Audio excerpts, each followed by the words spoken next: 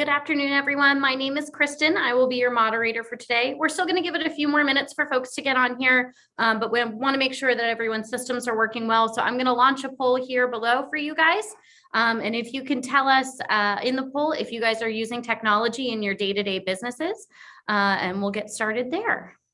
All right, thank you guys so much. It looks like we have about 80% of people that are using technology in their business day to day, about a few more that are using it most days. So it looks like we've got a good amount of folks using it, and we're excited to share a little bit more about how you can utilize that technology for you guys in your businesses. So again, my name is Kristen. I want to welcome you all today for our presentation of leveraging technology to create sanity in a crazy industry with Daniel Young. Today's presentation is made possible in part by Leap. Leap is the #1 digital sales platform for contractors and eliminates redundancies and errors that slow down your sales process. So to get started, we'd love to know a little bit more about what you guys are using for your technology in on a day-to-day basis. So if you could go ahead and use that chat box and just type in and let us know what you're using to help you each day.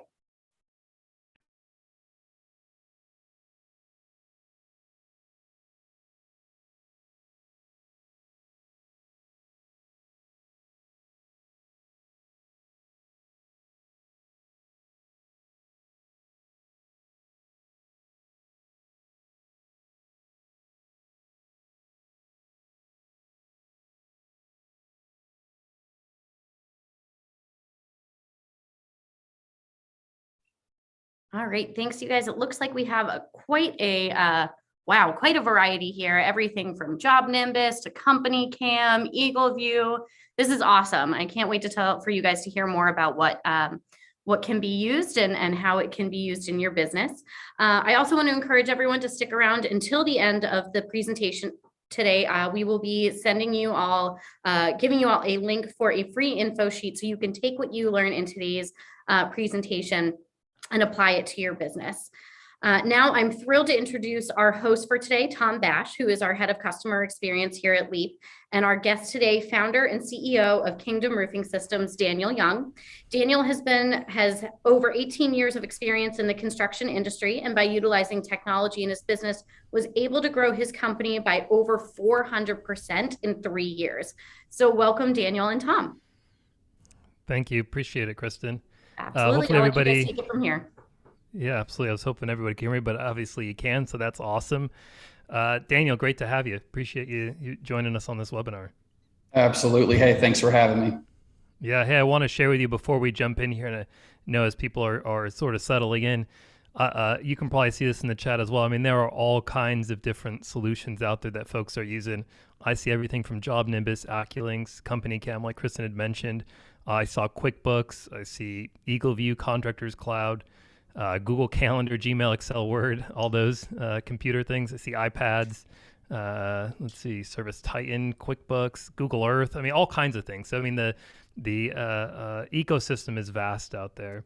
But Daniel, while I have you, I want to introduce you to everybody. Kristen did a good job there, but I'd love to know more about who you are and how you got started in this industry. Absolutely. So growing up, honestly, my family is nothing but trades. Pretty much every man in my family is anything from a structural engineer to a licensed insurance adjuster, all state agents, custom home builders, storm chasers. One of my uncles actually was the national storm manager for one of the largest restoration companies.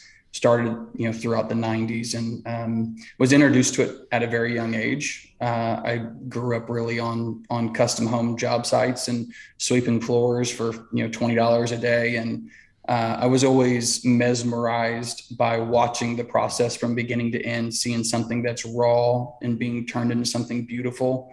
And so I went to Purdue for construction technology. And then when I got out of school, I ended up designing structural steel for a structural steel company here in Indiana, and designed college campuses, high schools, things like that. Worked on a very high-end 3D modeling software that was engineer-based. And so I actually landed in the industry by happenstance. I met my current business partner, who was a national storm chaser with some of the big dogs, Marty Haig and some of these guys throughout the 2000s. Introduced to the industry, fell in love, saw the opportunity to really help people and make a great living doing it. And I was 3 months into the industry and started a company and dove in head first and never looked back. Yeah, that's awesome. It's quite the story. I'm going to throw up on the screen your website, because I would just love for you to tell the folks more about who Kingdom is and what you all do today.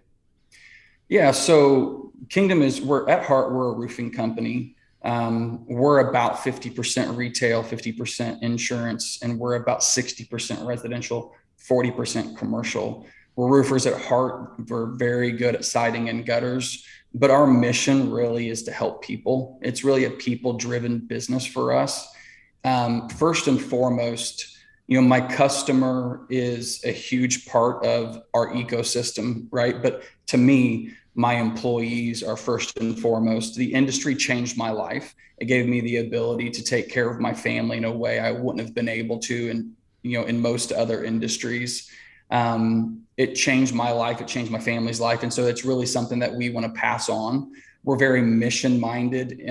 We do everything from supporting missionaries in Bangladesh to supporting local missions like Habitat for Humanity. Kingdom, we donate multiple roof and siding projects every single year. I sit on the board. I'm on the construction side of the board. And then we do other things like Hope City locally, where it started off as 18 to 25-year-olds and helping them do everything from re-enter back into society to helping sex slave victims to war refugees in Africa. And now it's actually tilted more towards foster care. So everything we do really is people-centric. That's the driving force of the business. And so it really starts internally with our people, and then it gets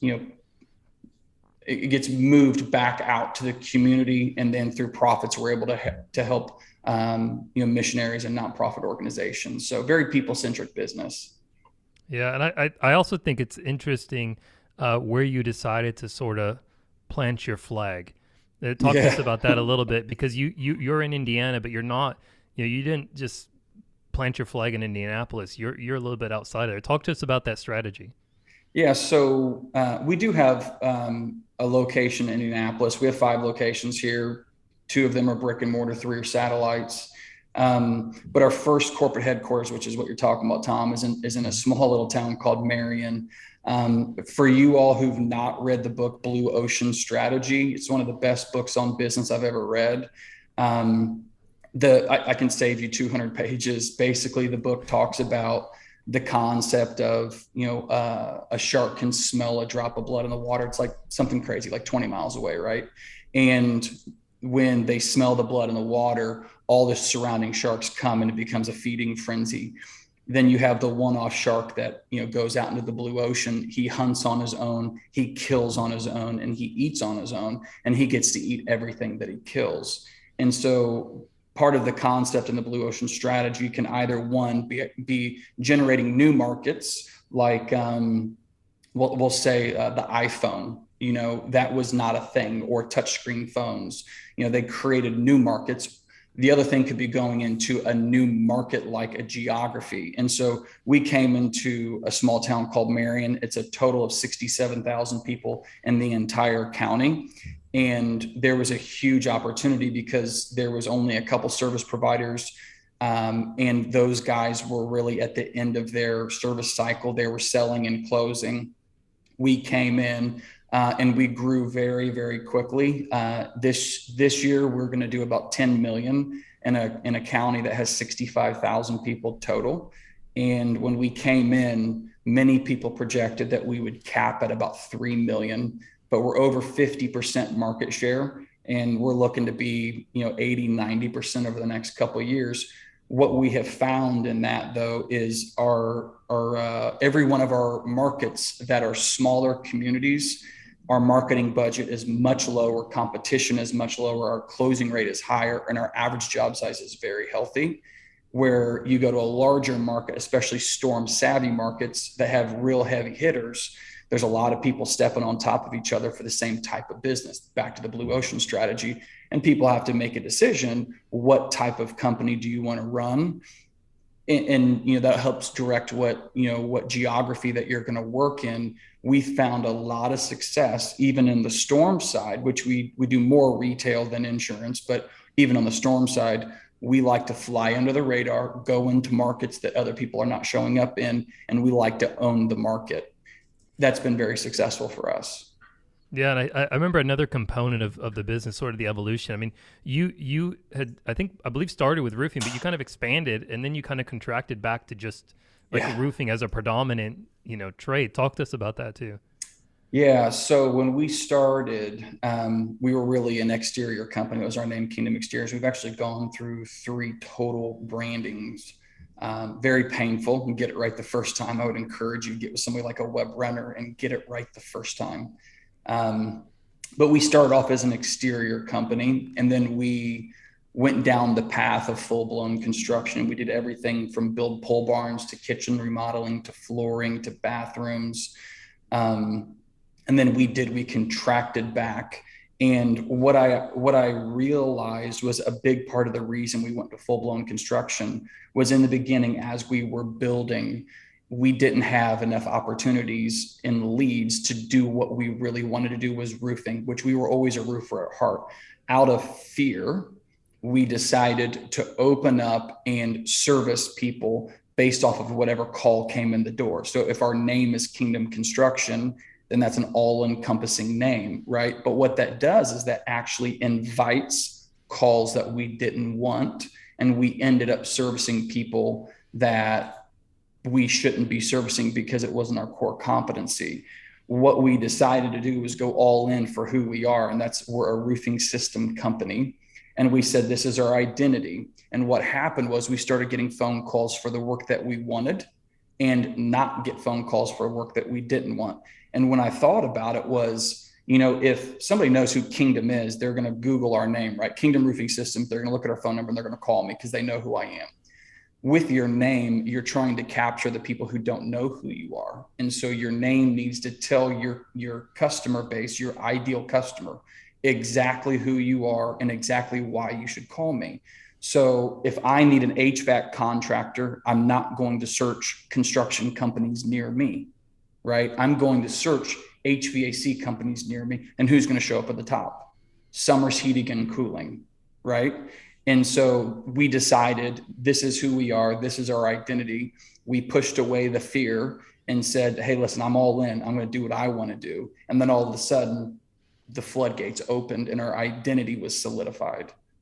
Yeah, I think it's awesome. We're going to talk a lot today about technology, software, and how that integrates and became an integral part of the business. But first, tell us about sort of the growth you've seen over the last several years. What does that look like? It's been painful, but it's been the trajectory has been very strong. Since 2018 to today. In 2018, we were about a $3.9 million company. We did a heavy investment in technology, software, and development of people.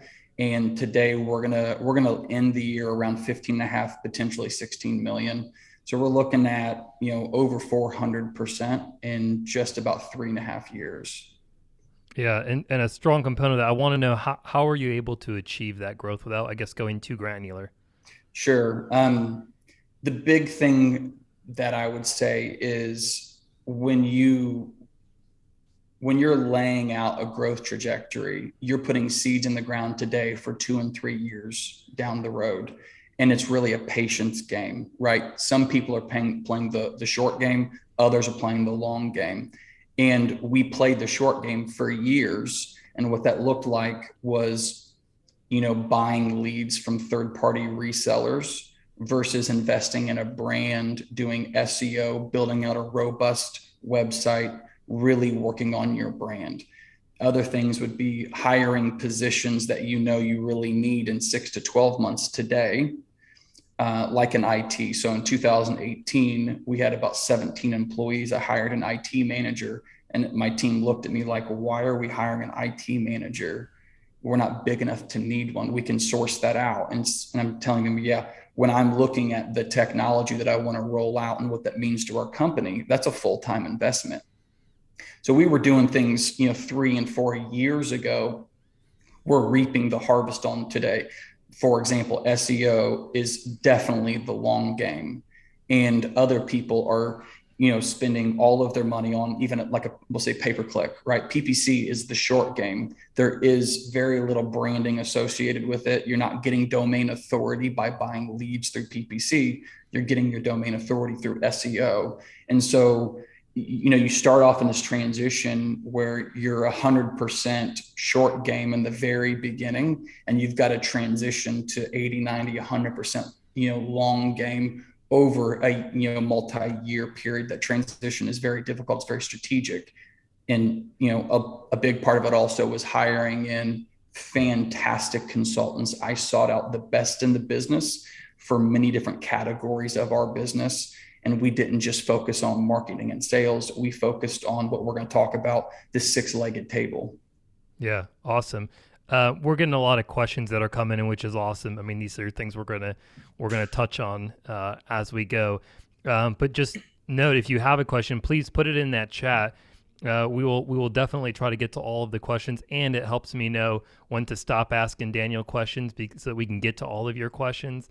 But Daniel, I want to jump into what some of these solutions that you're using are. One of the questions I see is, what technology and software did you invest in 3 years ago? And believe it or not, there was a lot of technology out 3 years ago, 5 years ago, 10 years ago. And it's a matter of, what are you aware of? What are you willing to take a chance on? What areas do you want to impact in your business? So let's first start, and we'll kind of go through this methodically. So I want to start with sort of lead gen, and you were talking a little SEO and stuff, but let's talk at big picture lead gen. I mean, what are you doing from that perspective, and what solutions are out there that have helped you? Absolutely. So the biggest thing that moved the needle was I really landed with a marketing agency that is the best in the business. So I have gone through, like I said, 3 total rebrands. They're extremely painful, extremely expensive, a ton of time. So I landed with a company out of Canada called WebRunner. And we'll supply you their information here at the end. When I landed with them, we really went through an in-depth process of identifying, back to going from Kingdom Construction to Kingdom Roofing Systems, identifying who's my ideal customer and who are we at the core. And going through this deep, in-depth process really helped us identify and solidify that. What they did was they turned around and they built the brand around who our customer is and who we are. And then we one by one started rolling this out. They built an 18-month roadmap with mile markers that we had to hit every single month. And we had to do a lot of homework. There was a big investment. I hired a marketing director at the time to come and help fulfill this process. And then we started investing into more organic, brand-driven marketing versus paying for leads every single day. That process, again, was really the very beginning of us become a lead generating machine. We generated over 3,000 warm, branded inbound appointments this year. And to give an example, our NSLI is near $6,000, and we're operating at a 4.1% marketing budget. It's impeccable. And WebRunner is really the organization that's pulled us into that, but it's taken years to optimize that. Yeah, and Daniel, it's great, and I know that Mark and the team over there have done a great job for you guys. I just want to throw out there so people understand. How many different software or companies would you say that you work with at Kingdom? In total lead generation? No, sorry. In total, I mean, I know Total we're going to cover a lot of software. things today. I mean, if I had to guess, it's somewhere around 20, right, plus or minus. I would say 30. Yeah. Yeah. So there's a lot of. I just want people to buckle up. There is a lot of a lot of things coming at you today, and I want to make sure that we hit on all of them. So just letting everybody know that sit tight. There's a lot. Yeah. Here. Yeah, sure. So along that stretch, what else are you doing from a lead gen perspective? Lead generation, we've used Hatch for lead nurturing. I would say it's an expensive software. You need to have somebody totally dedicated to managing that. It's a very good software. It's very powerful and robust. And so if you're going to dive into that, that's a little more, it's a little more of a senior versus a junior level marketing campaign, in my opinion. I like Calendly. I really enjoy pushing out marketing campaigns and putting the power for the customer in their own hands to set appointments. We use a company called Paperbox SEO. Russell Mickelson, I'll give him a shout out. He does my SEO for me. Done a fantastic job. We typically start off with doing market analysis, finding opportunities and keywords, and then getting a strategy around that keyword in very specific markets. Get the referral is amazing. Get the referral is basically an app that you can use to help drive referrals to your business by automatically paying your customers to refer you business. The biggest issue in the referral game is, you tell your customer, hey, send one of your neighbors over to me. I'll give you $100 if I sell the job. The first mistake is if I sell the job. And the mistake in that is their job is to send you business. It's our job to close that business, right? And if I sell the job, typically that gets paid out 6 months later. You lost all that opportunity for 6 months. So what we do is we co-branded that app. We paid for custom branding. They download our app. A customer refers business to us. If we go out and do an inspection on a customer's property and get to do a demo, the person who referred them to us gets $200 wired to them within 24 hours. They get immediate gratification. They see that the money is real and they keep pumping us business. And to give you an idea, over 50% of all the business that Kingdom did this year was referral-based, self-gen, and branded business. This really works if you put the right triggers in place. We've used a company called Destination Motivation. In the past, it's not part of our core marketing plan right now. We've done some different things strategically on that, but it definitely works. A lot of the big dogs use it, like Renewal by Anderson. A lot of the huge retail names. So that's, Caleb and those guys are another good resource. Yep, absolutely. Daniel, one question before we sort of leave this lead gen marketing aspect. Somebody asked, does that 4.1% marketing budget include the full-time marketing manager salary? Do you include that in your marketing budget, or is that separate? No, it's not included in that. Okay. So we've played back and forth with that, but our marketing managers do so much more than just drive leads that we didn't feel like it was a fair part of the budget.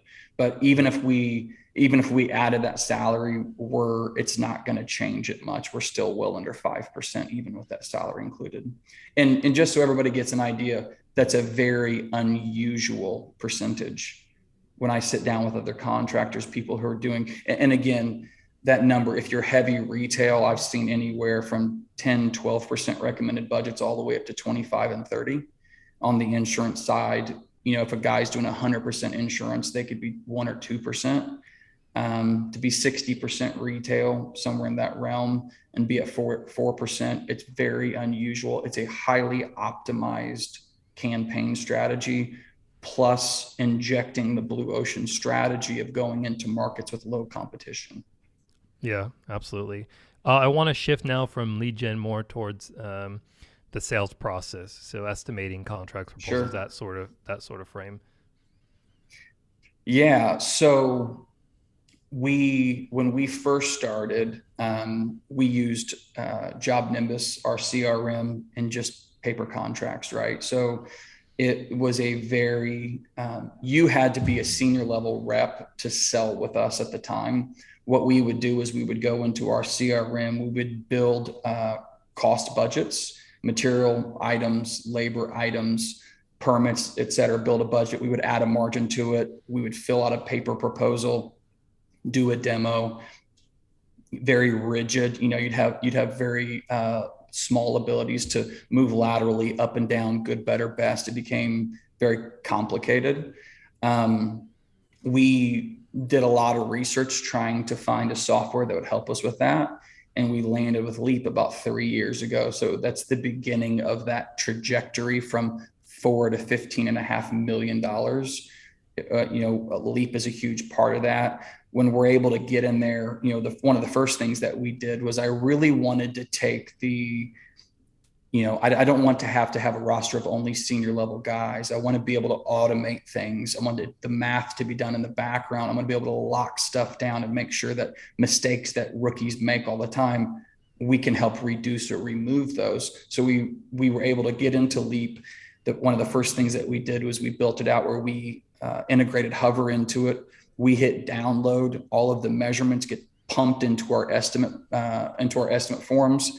It automatically added the vast majority of the material. It auto-calculated waste. It does the labor items based off of our cost.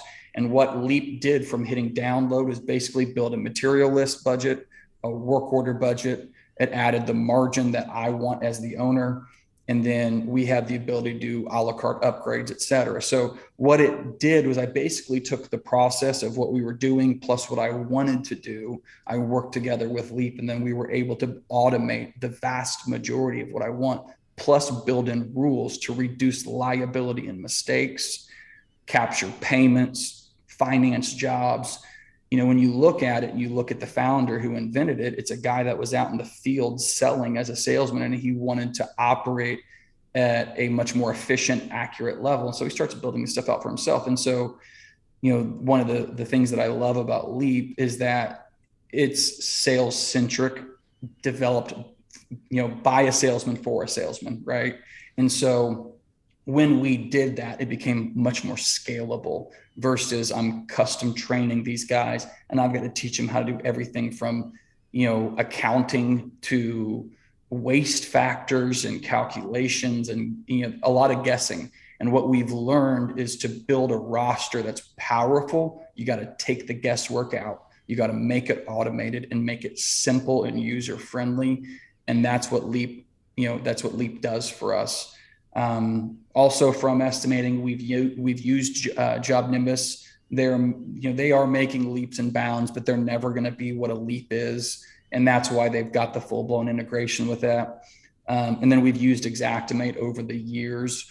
What we've really done though, is transition out of Xactimate to building templates and forms that are pointed towards the insurance industry. And we're literally building out line item estimates and proposals for restoration jobs in Leap, handing them to the carrier, and we're getting them bought on lump sum estimates 60-70% of the time, and we're getting our price on it. Yeah, we could spend a whole nother webinar on lump sum contracts and and switching that mindset of insurance to retail and predictable sales revenue and all those kind of things. But appreciate that. So with that in mind, I want to move now to sort of the data and analytics side of the business. And what are you doing on that front?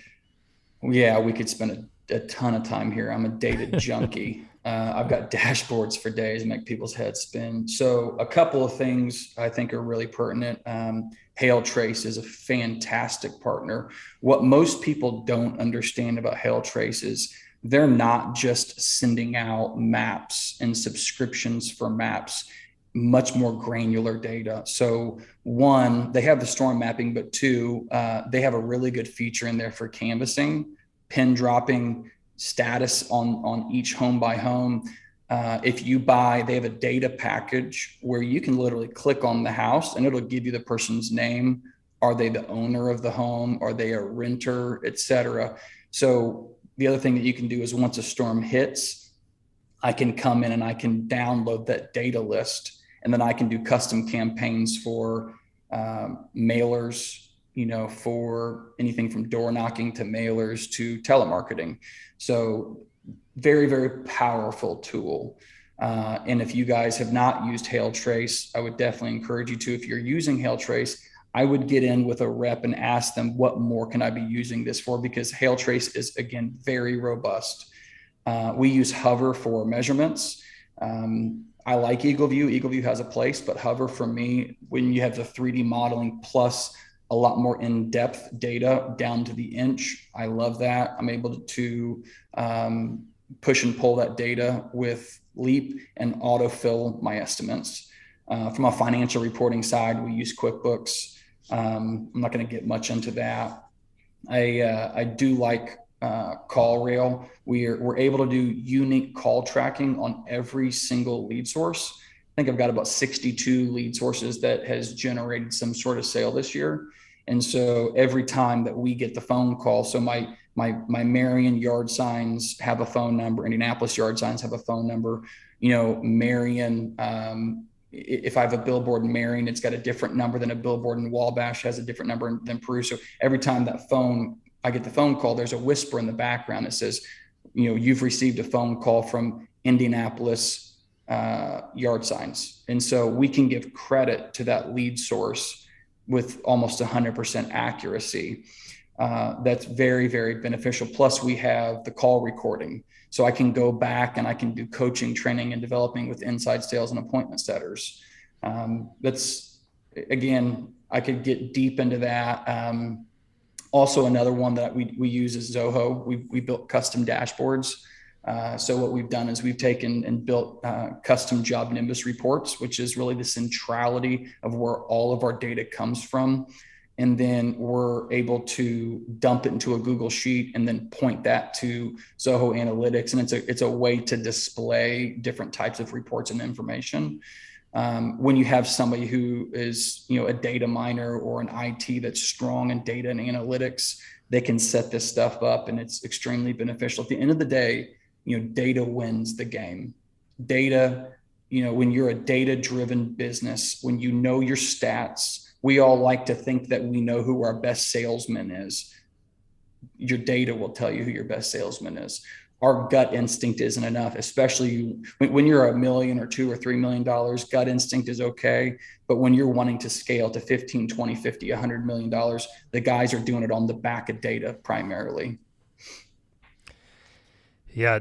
So speaking of that, I wanted to get into CRM, and you had mentioned JobNimbus a little bit already, but talk to us more about what JobNimbus is doing for you and why you like it. Yeah, absolutely. So JobNimbus One is an amazing bang for the buck, right? If you go and you seek out some of the other primary players in the space, you could easily pay 200 to 500% more than the cost. So it's a real value piece. And when you're running, we've got 50 employees this year, we'll have 83 in 2022. Whether you're paying $100 a user or 50 or 25, that moves the needle, right? The thing that I like about JobNimbus, they play very nicely. They have a lot of open integrations, open API. And so, they're playing nicely with all these other software solutions. And so I can have JobNimbus as the hub, and then I'm plugging in all of these other softwares that I want. And I'm creating triggers, automations. It's pushing and pulling data, all these other places.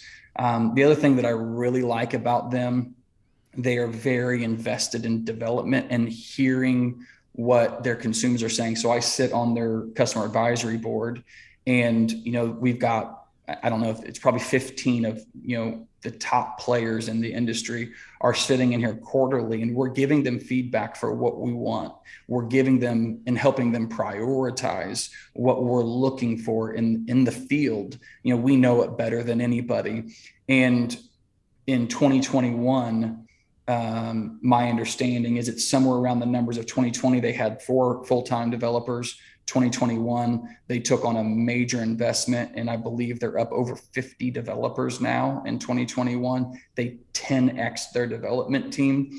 What if you're in JobNimbus now, April 1, you won't even know what you're in. It will not look the same. The bells and whistles that are coming out are incredible. If you are not in JobNimbus, I would encourage you to at least take a look at it, because what they're rolling out is based off of what the industry has been asking for. And I'll leave it at that, but people will be very surprised. Awesome. And then I think next thing I want to talk about is reputation management. And so I know that y'all use guild quality, so I want to talk about that and what else you're doing. Yeah, absolutely. So most people are really hyper focused on getting reviews because they want to rank well in SEO and they want to generate leads, right? So we've tried a lot, some big names, and we've landed with a company called Swell, which is primarily review fetching, which again is triggered by a status in Job Nimbus. So it goes to the status and it goes out to fetch a review. There's a lot of solutions out there for that. Again, I've had good luck with some and not so much with others. But that really is about lead generation, in my opinion. If you want authentic feedback about who the way customers perceive you, Guild Quality has done an amazing job for us on that. And again, a ton of very in-depth data. We can create custom reports. We can create custom questions. For example, what we do every year is there's about 20 questions that's typically asked in these surveys. And so what we'll do is we'll go to the bottom three that you get a rank from 0 to 100. We'll go to the bottom three and say, this is what the customers are saying that we're performing the worst in. I want to focus on these three. So let's say that communication is what customers are saying we're slacking in, right? I can go in and, communication is very broad for me. Is that your salesman's communication? Is that your admin's communication? Is it the project manager's communication? Is it your production manager's communication? I don't know. I've got to get a little more granular. So I can come in there and I can create custom questions to get granular, and then I can create custom reporting on that. So for example, in communication, we are now recording who was the project manager and what crew was on that job, who was the salesman and what production manager was assigned to that, because we have multiple. And so then when I go to get the report and I get those questions answered, I'm actually now grading departments by office, by crew, by salesman. And now I'm able to use that for coaching, training, development, even accountability. Fantastic tool, but it's giving me the authentic feedback of the way the customer perceives us. Because at the end of the day, our intent doesn't matter. What matters is that customer's perception of what they're actually experiencing. So we're very hyper focused on the customer's experience, the way they perceive our service. And then that allows us to pivot on that. Yeah, absolutely. I just want to remind folks, keep inputting those questions. We're getting a ton in there. So make sure that you get your question in now for when we do get to Q&A. Daniel, I think the last kind of core component, I'll call it, is the coaching and training development aspect. And you sort of led off with it, like that's been a major initiative and focus for you. Talk to us about what you're doing from that perspective. Absolutely. Yeah. I would say of all these things, if I was going to encourage anybody, I would start with coaching and then I would work my way backwards, because that coach typically has 10, 20 years of experience and expertise in an area, and then they can help direct you for what's the priority, right? With that, there's different types of coaches. And so, I've got 4 full-time coaches right now, maybe 5 that I'm working with, different categories of our business. We're talking about the 6-legged table right here, 6 different categories of the business that we're trying to manage. Well, I'm looking for coaches in all those categories. And so some of those are a gentleman, Les O'Hara. He's out of Chicago. He was really my first coach. He's a fantastic general coach. He's the kind of person that you're meeting one-on-one regularly, and he's diving into what's the need for today. And he typically has solutions, and he's plugged me in with other coaches that he recommends. But from, if you're in the, 3 to 5 million range and you're wanting to scale and grow and you don't really know where to start, he's a great resource, Les O'Hara. Ryan Groff, Sales Transformation Group. He's another good friend of mine, and his specialty really is in step selling and also the commercial side. People who want to get in commercial, people who want to build service departments, people who want to learn how to build relationships and referrals. He's really the guy. He's got, I don't know if I want to call it a sales system, but he's got a sales methodology that he teaches people that gives freedom and liberty for salesmen to move and pivot, but it's milestone centric. Very good resource. Breakthrough Academy is fantastic. They're the best in the business and what they do, in my opinion. The founders were owners and had equity in college pro painters. And so they grew a multiple hundred franchises, and they learned how to build it systematically, much like a McDonald's, and it's the same way every single time. So they have a 4-year course. We meet bi-weekly, where, there's different levels and plans, but we're in a 3 to 5 contractor base, similar trades, different markets. We share everything openly. They are very hyper-focused and, in my opinion, the most efficient in operations and finance. If I would describe them in one sentence, they're the college for the tradesmen. They've taught me how to scale a business and bring sanity while I'm doing it. Fantastic. I would 100% reach out to them. Another one is Rodney Webb University. He's got a great online university platform. If you're looking for a sales program that you can plug your team into, ideally you would have a sales manager you would first plug into that system. He would really become an expert in it. But then the thing I like about it is he's got pre-recorded modules that if a guy's struggling with a specific thing, you can say, hey, go listen to year 2, video 3, whatever it is, however it's titled, and you can point him to it. And so what that does is that increases the max capacity of your sales manager. As a sales manager, there's never enough time in the day. And so anything that's video recorded, that's a resource that I can plug my guys into, it's fantastic. But again, depending on your size and your sales style, Ryan Groth or Rodney Webb, either one of them could be a good fit for you. Yeah, awesome. Well, Dan, this is really good. And folks, if you didn't hear about a solution or have questions about them, please feel free to put them in the Q&A, and we'll do our best to get Daniel's feedback on it. Daniel, I've got a few more questions, and then we'll open up Q&A. How were you able to implement so many different solutions? I mean, did this happen overnight, or was this an evolution over years? Do you have somebody dedicated full time to this? I mean, what does that process look like for you? How were you able to implement so many different solutions in the business? Yeah, it's a really good question. So in this 2018 period, what the transition becomes is, you're primarily working 100% in the business, right?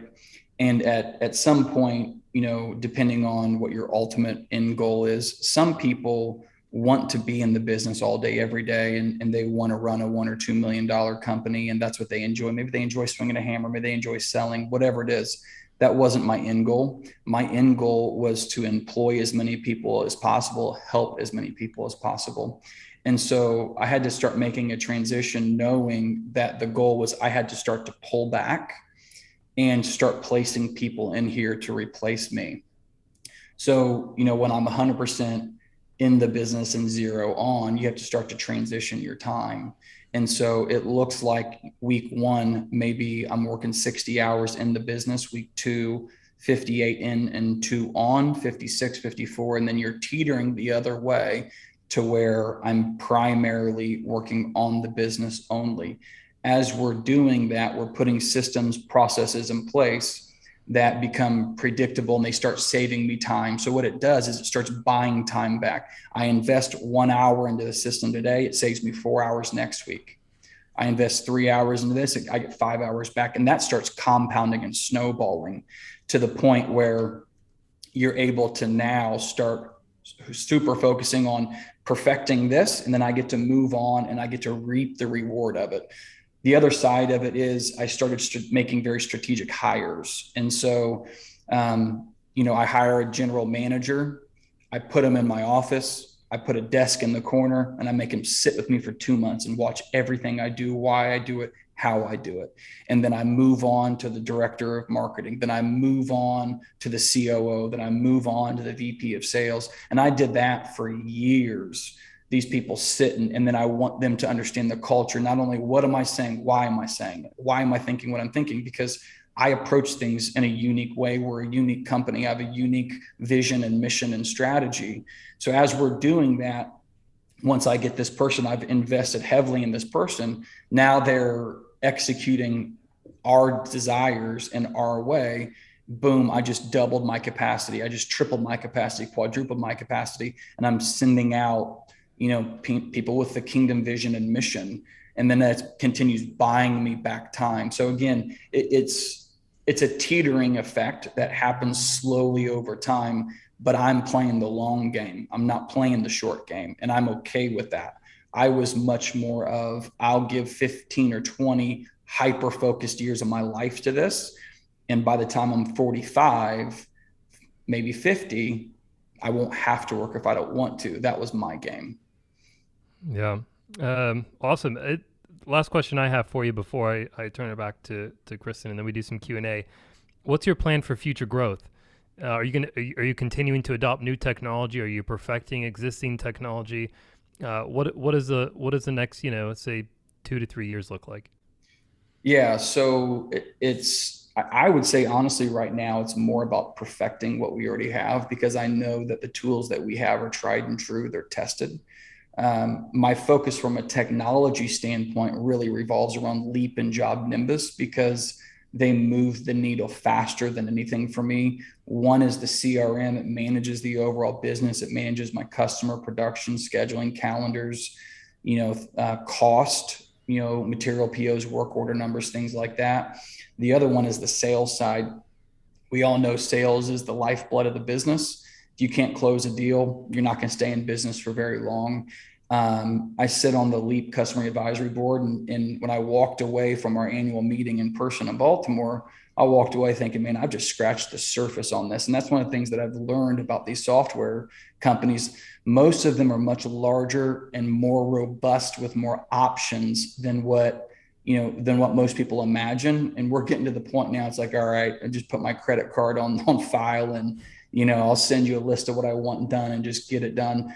What I realized, and one of the things that changed this thought for me, JobNimbus, and these numbers are close, guys, but I remember a study that came up from JobNimbus a few years ago, and it said something along the lines of, if you're a paper contractor operating strictly on paper and you're not utilizing technology, if you'll adopt JobNimbus and become a digital contractor, you would save on average 22 hours out of a 40-hour week. And I looked at the math, and I thought to myself, man, that's 55% of my time bought back.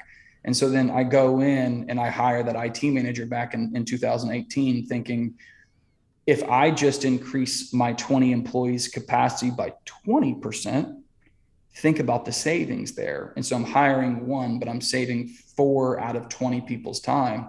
It's an incredible ROI. And I look at everything from an ROI standpoint. So on the technology side, knowing what's rolling out from Leap and JobNimbus right now, understanding we're just kind of scratching the surface. And I would consider myself, a veteran in the technology space. I understand I'm still only scratching the surface. That's my focus for the next couple of years. We've hired in a COO. We're creating our own online university. We're building digital SOPs and videos for everything that we do in the entire customer journey. So right now it's about perfecting and building repeatable systems that will help us scale. From a growth of revenue standpoint, this year we're at 15.5. We're actually going to restrict. We grew 68% this year. We're going to restrict growth in 2022 to build very robust systems. You can build your house on the sand, or you can build it on a rock.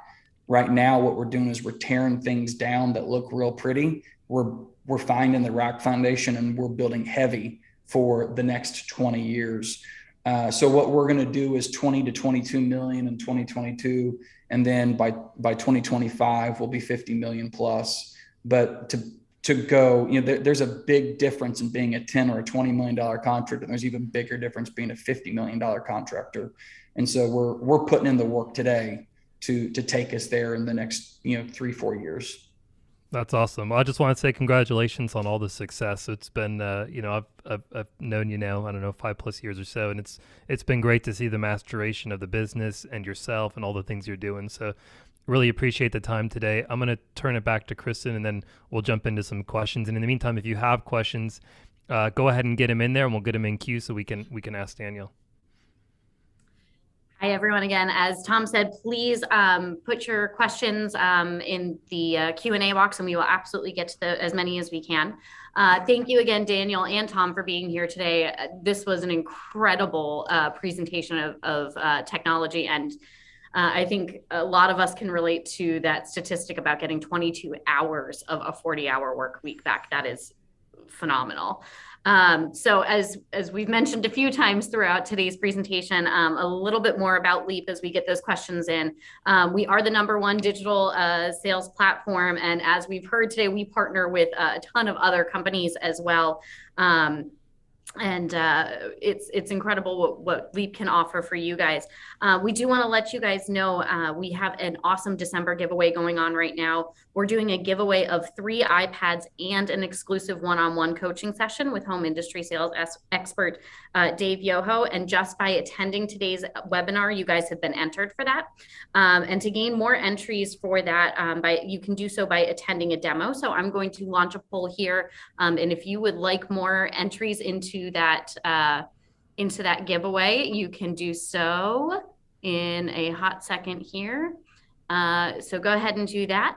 And while we're finishing that up, we also want to invite you all to join us for our next webinar on December 21st, Unlocking the Marketing Mysteries for 2022, where we will have a panel of home improvement marketing experts where they will discuss all the marketing trends for 2022 and some mysteries that we have in the marketing industry with the craziness of the pandemic and how to move forward now that we're getting back to normal a little bit.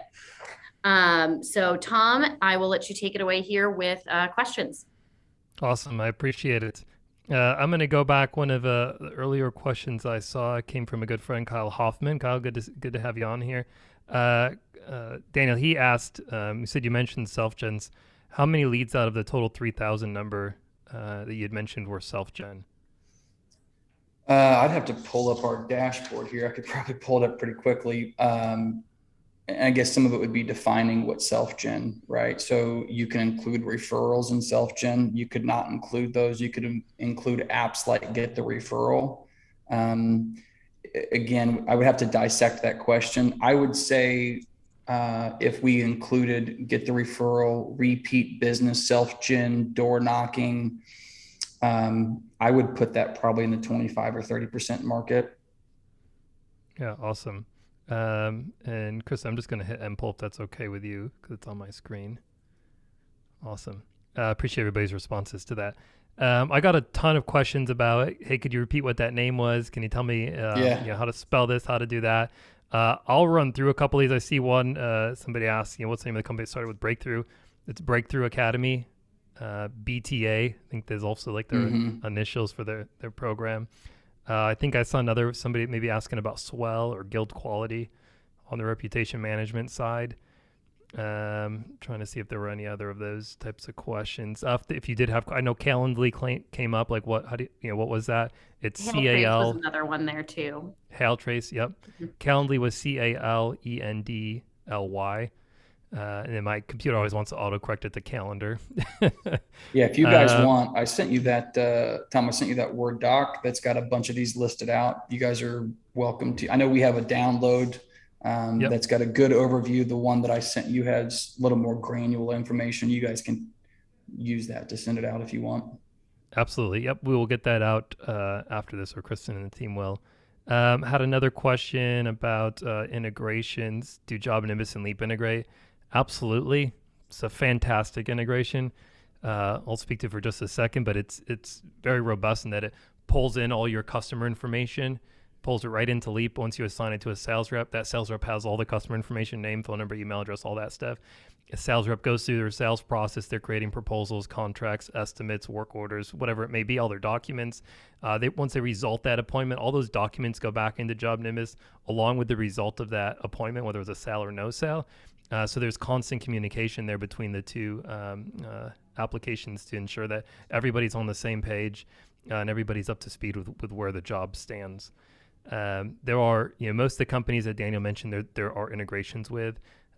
We talked about a lot on here, but I can tell you real quickly, Leap integrates with Hover, which you mentioned, with EagleView, with RoofScope, integrates with a ton of CRMs.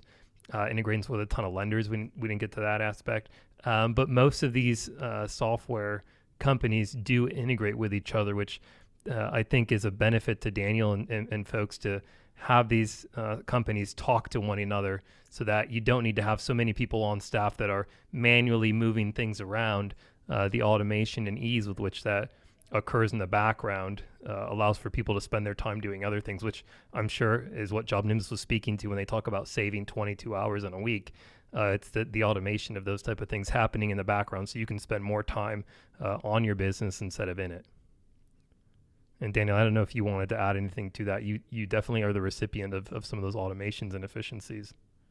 Yeah. So when we were interviewing, these sales software companies, what we did was we literally made a list of all of the current software that we were using in different places, because these guys, it becomes very complicated for guys to go back and forth. Did I put that information in there? Did I not? So we made a list of all of the different software companies that we were utilizing for our overall sales process. And while the guys were in the field, they were using like 15 or 16 different pieces of software.